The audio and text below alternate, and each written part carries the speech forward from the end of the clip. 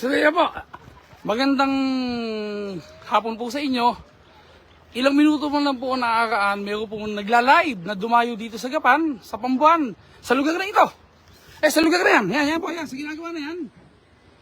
Na kami daw ng mga Paskwal, may pang-abusong ginagawa dito, ha? Ayun yung mga tao. Kumusta na kayo dyan? O, yan po ang mga tao, oh. Inaabuso ba namin kayo? O, tingnan nyo nga. O, ayan ha. Ayan o, hawakan mo. Dito po, gusto ko paliwanag sa inyo, nasa batas. Ha? Magmula po sa ilog, 20 metro, easement ang tawag doon. Easement may-ari po gobyerno. Kung titingnan po ninyo, tingnan mo to. Tingnan po ninyo, yan ang flood control. Yan po ang flood control na pipigil sa pagbaha. Yan po yan. Napakahaba na po. Napakahaba na po. Hanggang doon sa dulo. Ang gustong mangyari nung mayor ng San Leonardo, ni Naganyo, na nagla-live.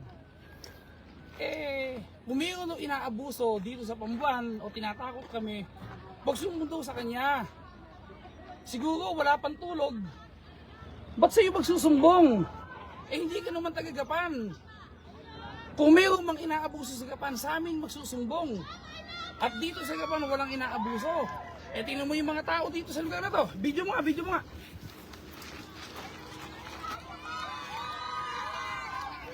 Tingnan nyo yung mga tao. Tingnan nyo yung mga tao. Tingnan nyo yung mga tao. Balik mo sa akin. Pero ako, salamat po. Hindi ko papatulan yan. Ang gusto niya mangyari, yung hinaba-haba nung flood control na to, yung tapat ng pag-aari, yung tapat ng biyanan niya, wag daw gawin. Ala pang 20 metro. Ano mangyayari? Butasyon. Pustahan po tayo. Hindi lang Gapan, buong distrito. Itutuloy ko yan kahit anong mangyari.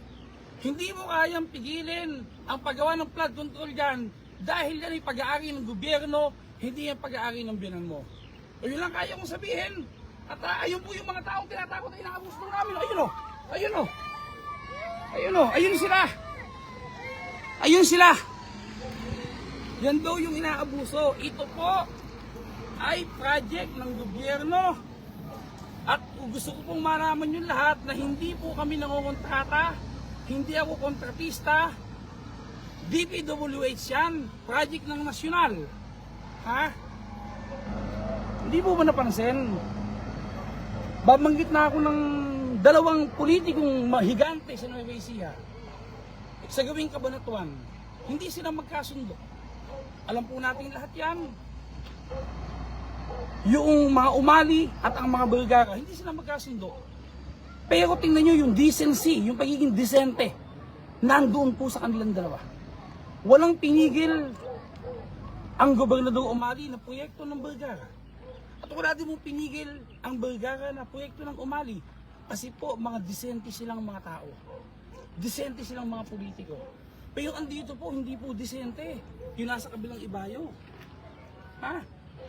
Tingnan nyo, bayan ng San Leonardo, kung gaano kadami ang pinsala ng illegal quarry na ginagawa ng mayor nyo, ni Naganyo, doon sa tapat ni dating Kapitan Sani Balmonte. Tingnan ninyo, doon sa San Anton, tingnan nyo, doon sa tapat kabila ng Hain, kung gaano nakalaki ang sira. Sira-sira po.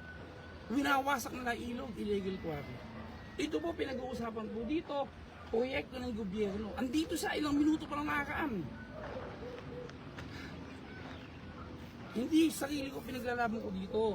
Pinag-uusapan po dito yung proyekto ng gobyerno na makatutulong sa mga tao. Ha? Walang inaabuso dito. Walang tinatakot dito. Dito sa Gapan, tahimik, maayos at masayang namumuhay yung mga tao dito. Iisipin ko na lang, siguro, Naganyo, puyat ka pa, hindi ka pa natutulog. Matulog ka lang para makapag-isip kang mabuti. Tapos, magdasal ka pagkagising mo, tapos magtrabaho lang tayong dalawa. Yun lang. Hindi po ako makipag-away kahit kanino, pero kaya kong ipaglaban ang proyekto kapag kinabakan ng mga tao. Andito ako ngayon sa kinatatayuan mo kanina. Ha? Ito po, ituloy itong proyektong ito. Uulitin ko, easement ang tawag yan. Alam yan ng mga intindido na may isip. Pero pag wala kang isip, di mo alam to. 20 meters, ha? 20 meters. 20 meters magmula dyan sa ilog. Hanggang dito, pag-aari yan ng gobyerno. Gobyerno may-ari niyan. Okay? Gobyerno may-ari niyan. Kaya, yung tinutuntukan mo kanina, baka hindi mo alam. Sinukat na yan ng DPWH. Sinukat na yan ng tauhan ng gobyerno. Yung tinutuntukan mo kanina, hindi pag-aari ng biyanan mo. Pati asawa mo, hindi alam ang sinasabi niya. Gobyerno may-ari niyan. Muhon ang magsasabi. Muhon ang magsasabi. Okay? Kaya ang intindihin mo, yung bayan ng San Leonardo. Huwag kang makialam dito sa lungsod ng Gapan. Huwag kang makialam sa ikapat na distrito. Dahil nung kayo nanunungkulan, ala naman kayong ginawa sa distrito. Hindi kayo nagpagawa ng mga ganito. Wala kayong pakialam sa taong bayan. Ba't ngayon na pinagaganda kong distrito, nakikialam kayo, hindi ba? O yun lang po. Ala po akong, hindi ako magmumura. Hindi ako magsasalita ng masama. Gusto ko po ipagkakaisa para po sa ikagaganda ng proyekto ng ikapat na distrito. Ipinagdadasal kita, sana mag-isip kang mabuti. Pero, pasensya ka na. Una sana ito tinatakot mo ang mga tao sa Leonardo. Ipwera mo si Congressman Eming. Dahil pag taong bayan na pinag-uusapan, matapang po tayo. At kukulang po tayo sa kapiliran. Okay? Ulitin ko po. Manood kayo. Kung ito'y tutuloy o hindi. Itagaan nyo sa bato. Matutuloy ito. Alang magagawa yung hindi niya alam ang sinasabi niya. Gobyerno ang magsasabi kung ito'y pag-aari ng biyanan niya o pag-aari ng gobyerno. Magtanong ka. May engineer ka naman. 20 meters easement ang tawag yan. Ha? Pag-aari ng gobyerno yan. Yung po ang totoo nun. Nako, Diyos ko. Kung ikaw ay gumagawa ng issue, ng gulo, hindi kita papatulan. Yung laban nga namin ng asawa mo, hindi naman pinag-uusapan sa Nueva Ecija. Sa Portis na pinag-uusapan. Ulitin ko po, hindi na po ako magmumura tulad ng ginawa ko dati sa mga nanonood. At nung pagmumura ko noon, pasensya na po kayo, pinatulan ko yung ganong klaseng tao. Nakakako po ako sa inyo, hindi na ako magmumura uli. Ipagdasal lang po natin siya. At ito lang po masasabi ko sa mga proyektong pinagagawa ko na ito. Tulad yan, yung kabilang to ay lalagyan na din ng ganito. San Leonardo, gusto kasi pati San Leonardo safe. Wala kang magagawa. Mamatay ka na lang sa inggit. Sa inyo po lahat, marami pong salamat.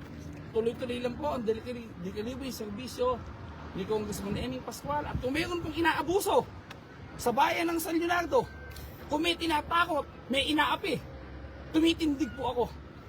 Lumapit po kayo sa akin.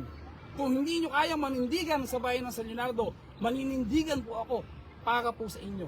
At ngayon pong Enero, araw-araw, nakatuntungan pa ako sa bayan ng San Leonardo. Mag-iikot po ako sa mga taong nangangailangan ng tulong.